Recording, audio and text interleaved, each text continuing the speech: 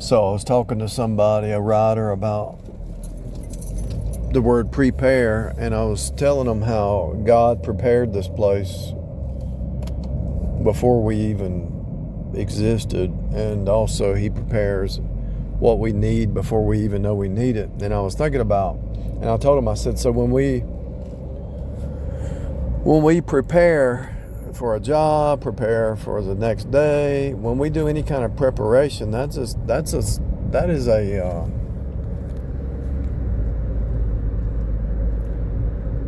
lines up with the spirit walk, right? That's one of many aspects. That's one aspect of the spirit walk, preparation. And as I was talking to them,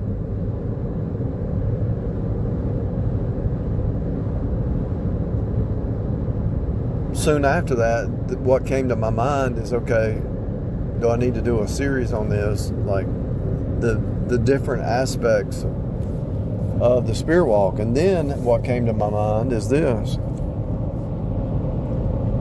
What this whole thing is about. This whole thing is listen to this. I don't even know how to word it yet. I'm going to do my best to word it. So when you prepare your food, or you prepare your clothes, or whatever it is, you prepare something. It's like the spirit walk, right? You get prepared for something. Preparation, prepare. So it's an aspect of the spirit walk. And so then the thought that came through my mind is, there's many aspects to a spirit walk, and then eventually what happens is it's supposed to be your essence. As God changes you into the image of Christ, your essence also manifests as just a part of who you are. You start to prepare. You start to be like, what's that word people say? They put stuff off to the next day. What's the word? Procrastinate. So procrastination goes away. All the different aspects of the spirit walk become a part of you, and it just becomes your essence as you approach the mind of Christ, the image of Christ, the image of God.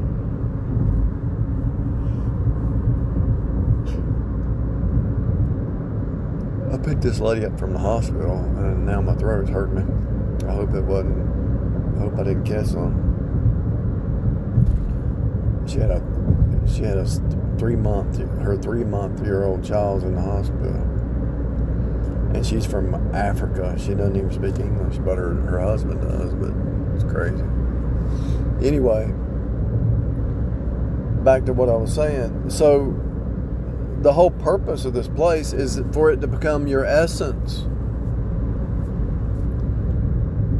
All these challenges, all these experiences, is to change you in the inside, where it becomes a part of you. It's not just something on a piece of paper. It's not something you do because you have to. It just becomes your essence. And once that essence kicks in, the forgiveness, the no bitterness, the not living in the past, preparation, everything that happened at the cross, sacrifice, endurance, faith, hope, love, it becomes your essence. It's just who you are. You don't have to work it up. It's just who you are. It's like a bird doesn't have to try to be a bird. It's a bird. Dog doesn't have to try to be a dog. It's a dog. And so the person whose essence has been transformed into the image of Christ, it's just who they are. And so that's the process that we're in. And so it just becomes your normal, everyday experience, that it's just who you are. Your essence. And so as you approach that, as you approach that, it's like, okay. Legalism goes out the door. Rule-based living goes out the door. It's just because you've transformed your core, your mind so much that you don't need rules. You don't need law. You just are, your essence. You know what's right, you know what's wrong, but you don't have to you don't have to even say it's right or wrong. You just know what's right. You just do it. You don't even have to look at the wrong because you know what's the right thing to do. The wrong was just a lesson to show you, hey, when you do wrong, what happens? You pay. You might think you get by with it, but you never get by with it. You never get by with doing wrong, even if nobody knew it. Let's say you stole something. You never get by with it because it messes with your soul. But you just do what's right because that's your essence, And sometimes we think we know what's right, and God has to change us till we really know what's right, But for the most part,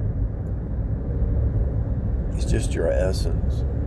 One thing that came to mind when I was thinking about that is I no longer. So when I went by Chick-fil-A just a minute ago, and I was thinking, I really don't want to eat their stuff anymore because of the grease and all the trans fat and the chemicals that they use to make all that grease and stuff,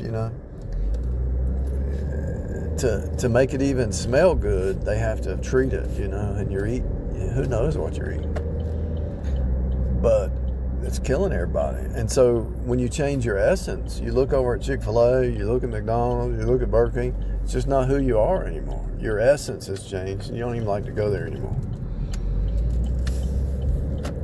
It's just who you are. And it's true. And I also thought about investing. When your essence changes, you just start investing, just even if it's $1 a day, it's just who you are. You believe in investing. Prepare, pre-cut. It's just your essence. And so I don't know who this is for. Maybe it's for somebody, maybe not. But I think it's for somebody out there. By changing into the image of Christ, your essence is changing, and you don't need to work it up, or you don't even need to try. It's just who you are, If you can get a hold of what I'm saying, it takes you out of legalism, and it takes you into the mindset of just being, and also living in the now. I remember one point early on going to a church. You didn't want to say the wrong thing, Now it's like,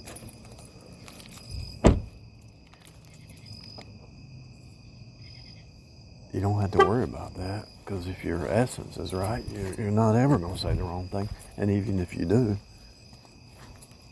you know you're not dependent on yourself.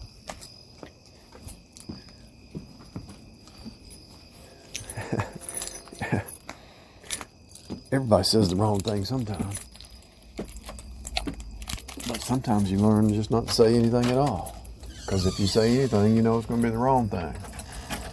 If there's a situation where you shouldn't say anything, you just don't say nothing.